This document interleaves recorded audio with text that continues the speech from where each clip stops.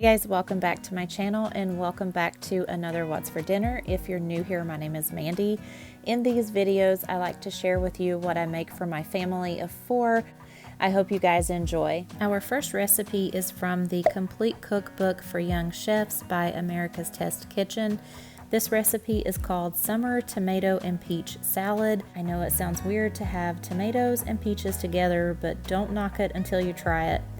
So what you're going to need for this recipe is 3 tomatoes, salt and pepper, peaches, extra virgin olive oil, minced shallot, fresh lemon juice, and fresh mint leaves. I first cut my tomatoes in about 1/2 inch wedges, and then I cut the wedges in half. And what I'm doing now is putting them in a colander. I added a little bit of salt, and I'm going to let those drain in the sink for about 15 minutes. While those are draining, I'm going to go ahead and start cutting up the peaches.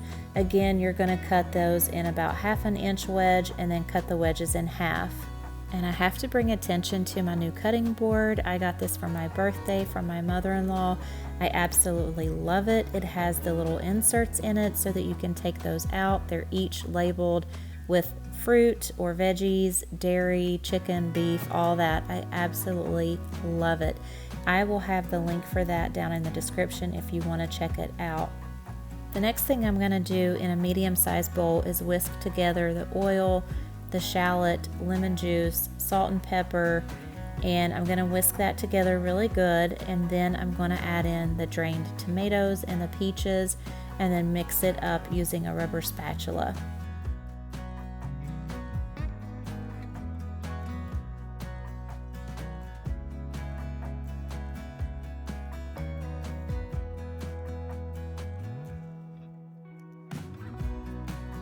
Now that I have it all mixed up, I'm just going to tear up the mint leaves with my fingers and then sprinkle it over the salad. Like I said earlier, tomato and peaches sounds like a weird combo, but this was really good. It was already cool and refreshing without the mint, but then when you would get a bite of the mint in your mouth, it was like, it was just so good. So I'm going to go ahead and put that in the refrigerator until I am ready to serve it. The next thing we are having is sweet and tangy glazed salmon. This recipe is also from the same cookbook, and I will have those linked down below. What you need for this is maple syrup, balsamic vinegar, soy sauce, lime juice, garlic cloves, salt and pepper, skin on salmon fillets, and a lime cut into wedges, which I did not do that part. So as you saw, I was mincing up my garlic to start out with, and in a medium saucepan, you're going to combine the maple syrup, vinegar, soy sauce, your lime juice, and the garlic, and then you're just going to put that to the side.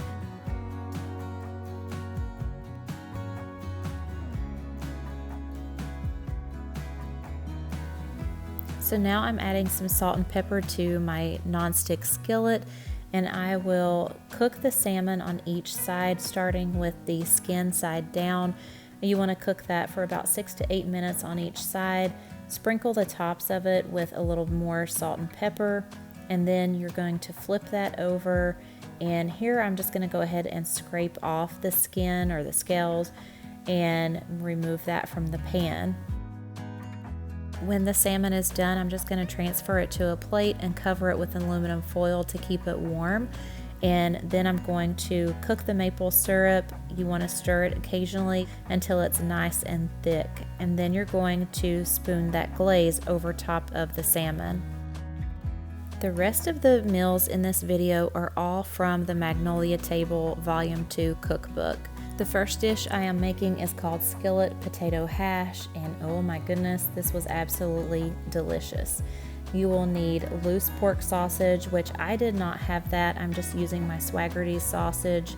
You'll also need some unsalted butter, potatoes, a white onion, red bell pepper, green bell pepper, and yellow bell pepper, which I did not have. You'll also need a jalapeno, garlic cloves minced, kosher salt, black pepper, paprika, and cheddar cheese grated. The first thing I did was cook the sausage over medium-high heat in my cast iron skillet, And then after it was done cooking, I transferred it to a plate lined with a paper towel just to soak up some of the grease from the sausage. I'm now dicing up my potatoes, and as you saw, there were a couple of bad spots in some of the potatoes, so I just cut those out. Like I said earlier, this recipe calls for red, green, and yellow bell pepper, but Jason is not a big fan of those, so I just did not buy those, and the dish was absolutely delicious without those.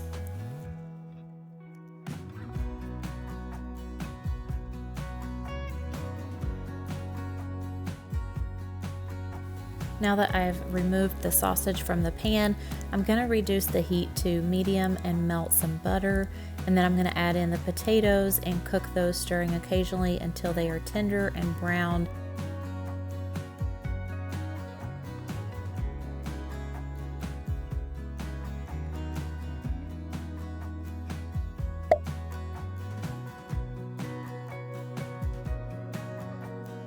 To get the seeds out of the jalapeno, I just used a spoon and scraped them out.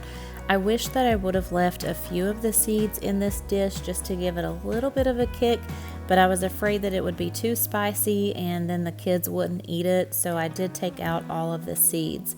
So if you do decide to make this and you like spicy foods, then leave some of those seeds in there.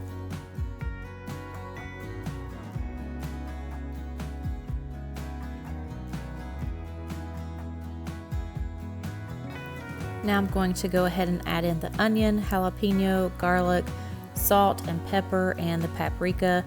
This is also where you would add in your bell peppers, but like I said earlier, I'm not using bell peppers.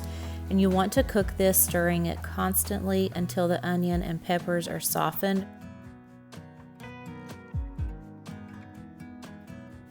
Now I'm going to stir in the sausage and top it with some cheddar cheese. I will then cover the pan and cook it until the cheese is nice and melted.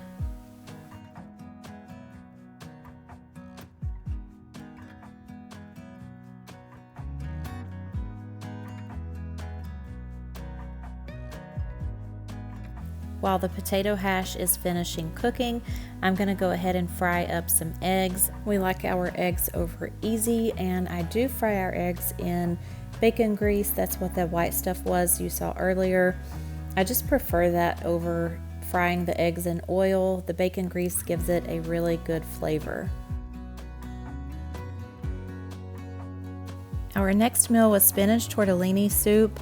What you need for this is butter, onions, garlic, chicken broth, fire roasted tomatoes, Italian seasoning, a package of cheese tortellini, a can of cannellini beans, baby spinach, parsley, fresh basil, black pepper, lemon juice, Parmesan cheese, and then if you want, you can have a loaf of French bread to serve on the side.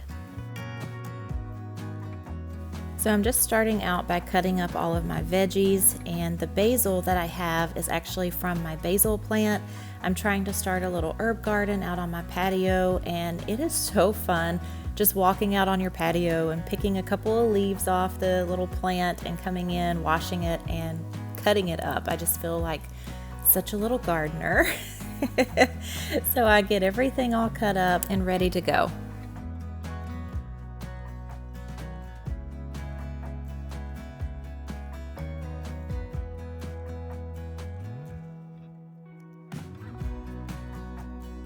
So I mentioned this can opener in my last What's for Dinner video, but I absolutely love this thing. It's a hands-free electric can opener. You just place it on top of your can, push the button, and let it do its thing. When you take the can opener off, it removes the lid for you. It is absolutely wonderful. I will have that linked down below, and you can use my code MandyW10 for 10% off. So now I'm going to melt some butter in my Dutch oven, and then I'm going to add the onion and the garlic and saute that until the onion is soft and tender for about 3 to 4 minutes. A couple months ago I made some chicken bone broth, and that's what this is in the bowl. I had it frozen in the deep freezer, so I thawed out about 6 cups of that. I really think that having it fresh like that, or homemade I should say, just really made the soup taste even better.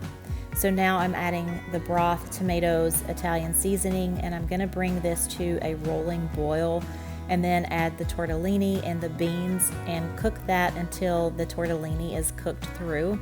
It doesn't take long for the tortellini. That's one nice thing about this. It was a quick recipe to make.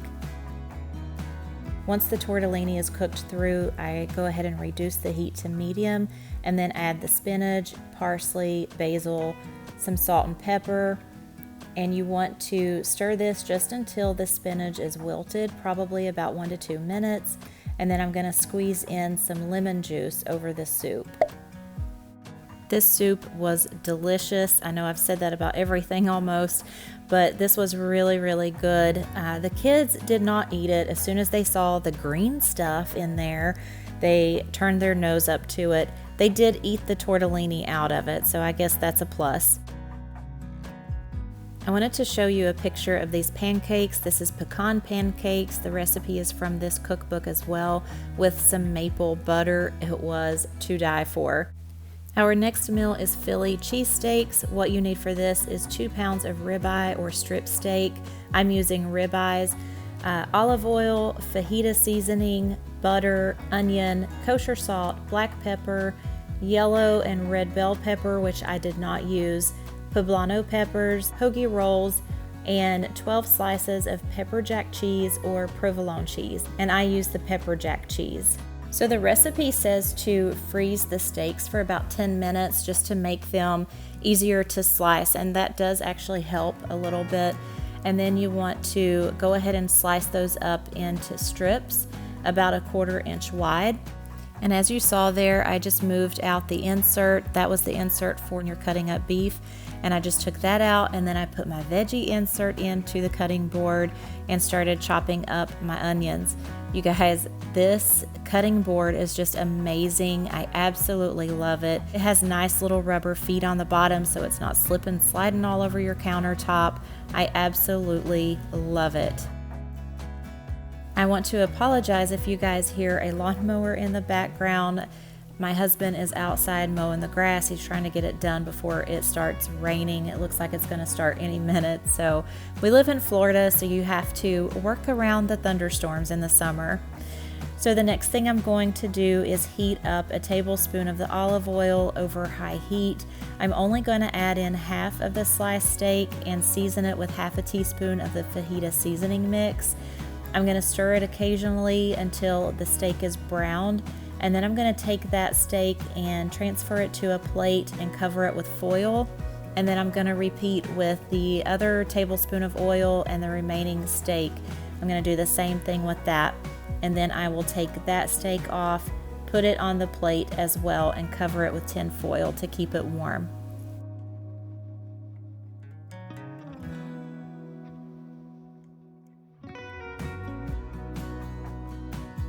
So now I'm going to go ahead and add the butter and the remaining tablespoon of oil, and I'm going to heat that until the butter bubbles, and then I'm going to add in the onion, salt and pepper, and saute that until the onion is soft and translucent. Then I'm going to add in the bell peppers, which I'm not using the bell peppers, but I'm going to add in the poblano peppers and the remaining teaspoon of fajita seasoning mix, and saute that until the onions and the peppers are caramelized.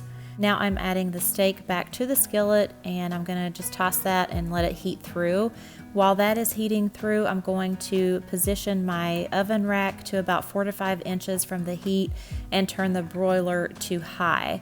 And I'm going to line a sheet pan with foil, which I actually used parchment paper. Once that is all done, I'm going to go ahead and start putting the steak mixture onto the hoagie rolls and with the cheese. And then I'm going to broil this for about 2 to 3 minutes, just until the cheese begins to bubble. You guys, this was absolutely delicious. I'm not a huge Philly cheesesteak sandwich person, but these were really, really good.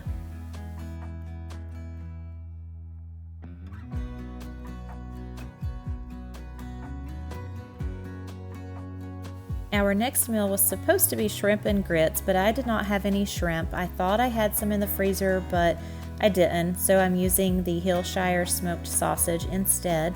But for the grits, you're going to need chicken broth, quick cooking grits, kosher salt, white sharp cheddar cheese, heavy cream, butter, garlic powder, and black pepper.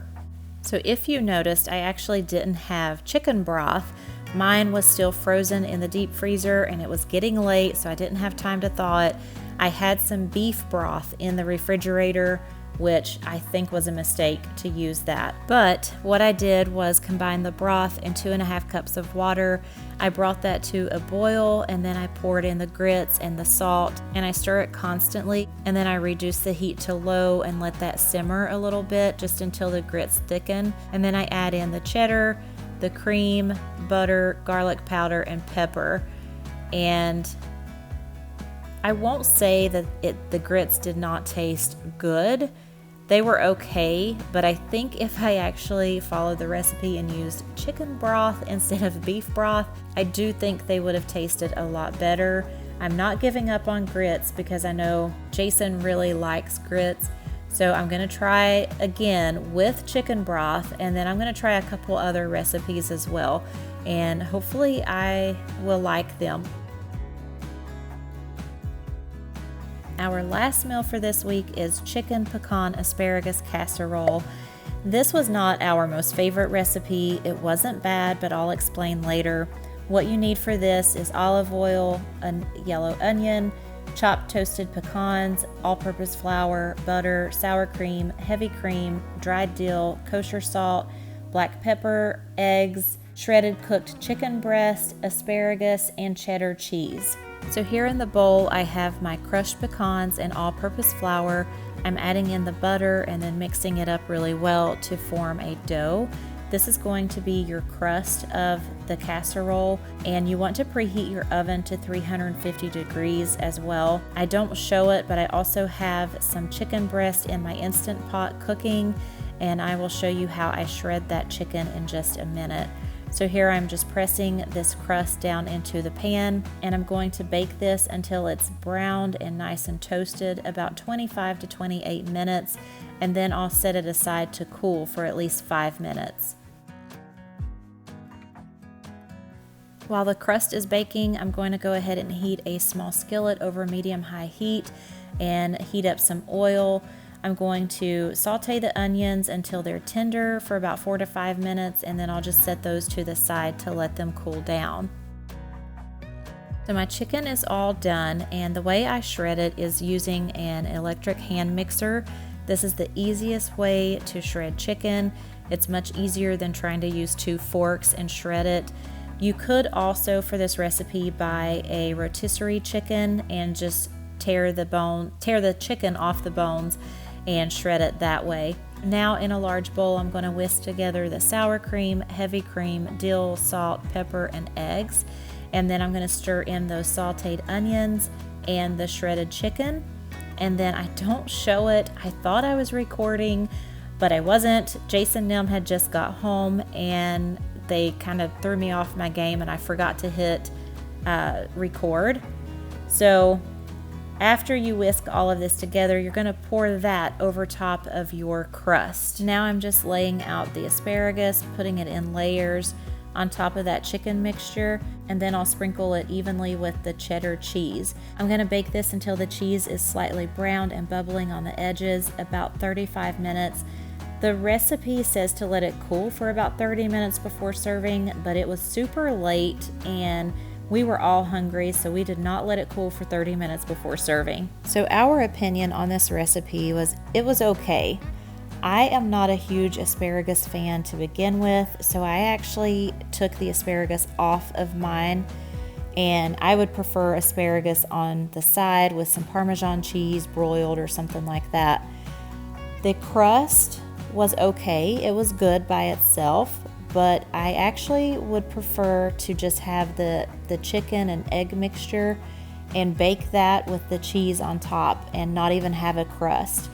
Jason, he was about the same way. He didn't really care for the crust with the chicken mixture together. Separate, it was good. The kids felt the same way. They didn't eat the crust with the chicken mixture. So I hope you guys enjoyed this video. If you did, give it a thumbs up. Don't forget to hit that subscribe button, and I will see you in the next one. Thanks for watching, guys. Bye. You got that one thing that's hard to come by. It's not your styling, it's not your jeans. No, what you got is deeper within.